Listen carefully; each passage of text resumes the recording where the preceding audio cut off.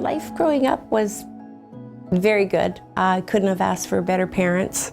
Dad was very hardworking. He enjoyed farming, probably number one.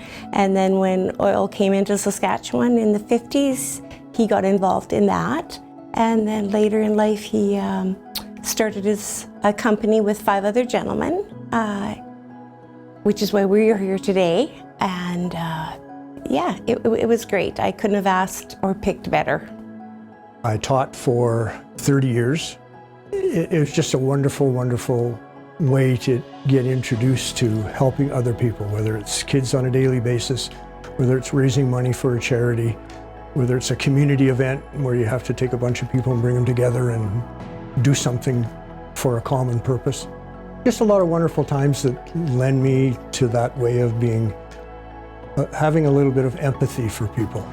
And if you don't have that, then I don't think it really matters too much about how much you donate or what you do. But if you don't care about other people and hurt a little bit when they hurt, then it's really all for nothing. I was lucky enough to be able to stay home and raise my boys. Yeah, that was wonderful. And even my kids would thank me, because a lot of the moms were working, and I was always home when they came home after school, or you're home for lunch. Yeah, so I was lucky enough I could do that.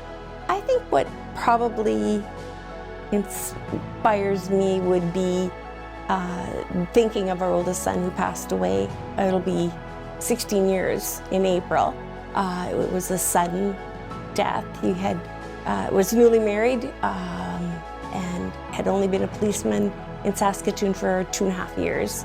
And yes, he suddenly passed away. So I think, that began the initial,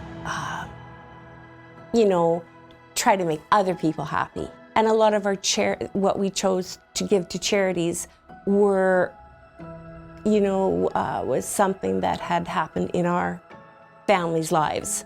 Yeah, based on sad, but to the good.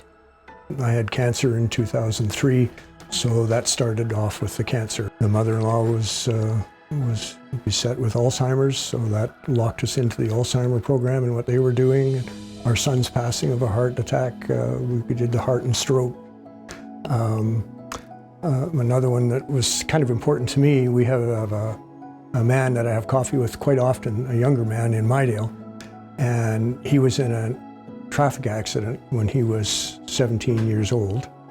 And he was brain damaged, and I never thought too much about it. He still lives in the community, but several years ago we decided to hook up with Brain Injury Association because of Brent. Just things like that. If something grabs my attention, I start researching it. Yeah. I think there's many different forms of philanthropy. You can give of your time, which is priceless. I've always got a kick out of trying to do one favor a day for somebody, whether it's open a door, buy them a coffee, phone them and wish them happy birthday or happy anniversary. Just one day at a time. When you've gone through some of the tragedies that we've gone through like other people do, we don't think too far ahead anymore. No. If I can do something nice tomorrow or today, that's about as far ahead as